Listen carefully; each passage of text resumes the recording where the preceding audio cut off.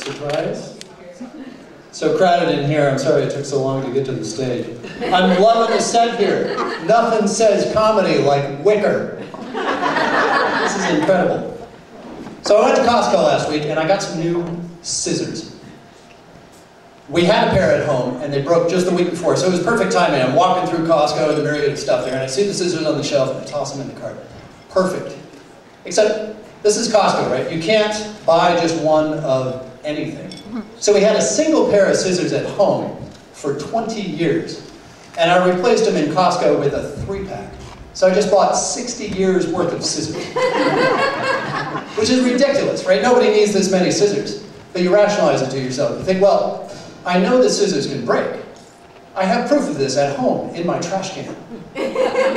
So now I've got a backup. In fact, I've got 3 pairs, so I've got a backup for my backup. So I'm all set for that late night scrapbooking emergency. I just put them in the drawer. That should be Costco's motto. There's more in the drawer.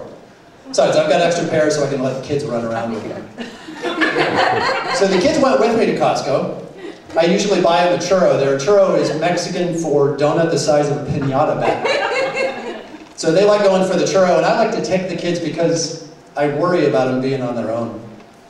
So when I had my first kid, I was worrying about all the stuff that I needed to do to take care of kids, and my brother gave me this advice. He said, a parent has only one essential job: keep the kid alive.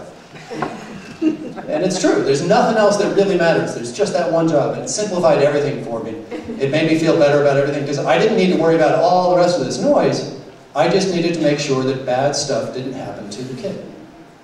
And then I became a parent, and I realized, that's not it at all. That's the easy part. Keeping bad stuff from happening to the kid, that's simple.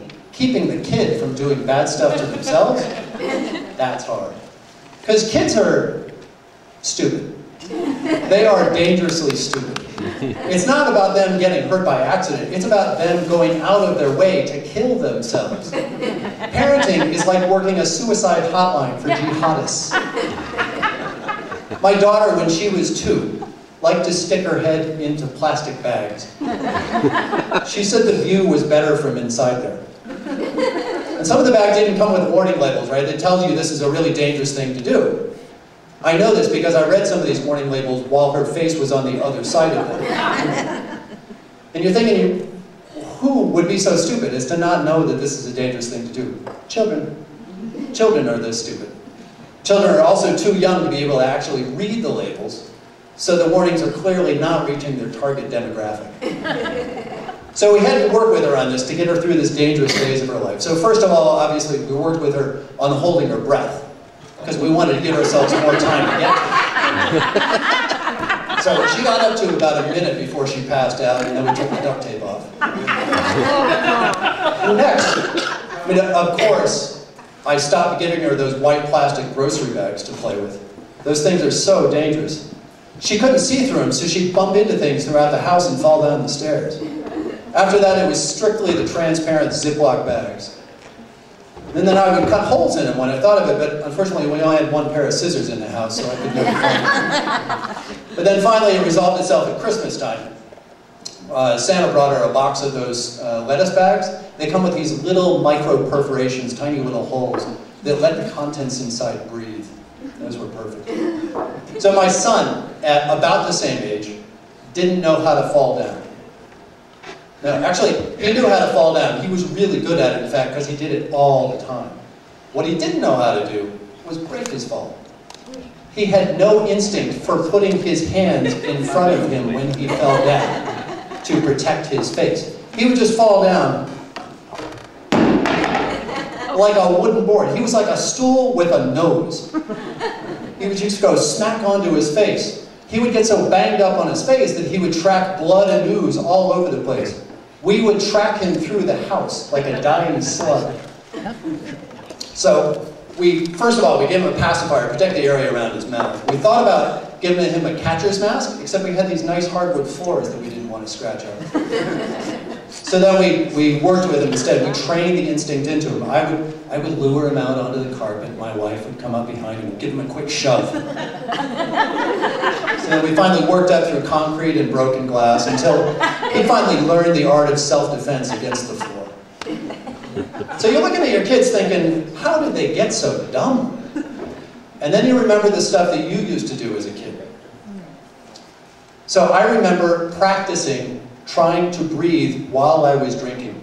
There's an instinct in your body. When you take a drink of something, it shuts down your breathing tube. And I thought, no, I don't want to do that. I want to actually breathe at the same time. So I actually practiced this to develop a technique where I could do this. And I never actually made it work, which is probably good, because there are people who get this to work. They're what's known as drowning. And then there's people that are really good at it, and they're what's known as dead.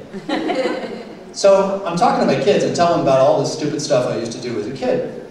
And my son, who's much older now, pipes up then and says, oh, I used to practice that breathing and drinking thing too. And then at that very moment, he heads into the bathroom to practice it some more.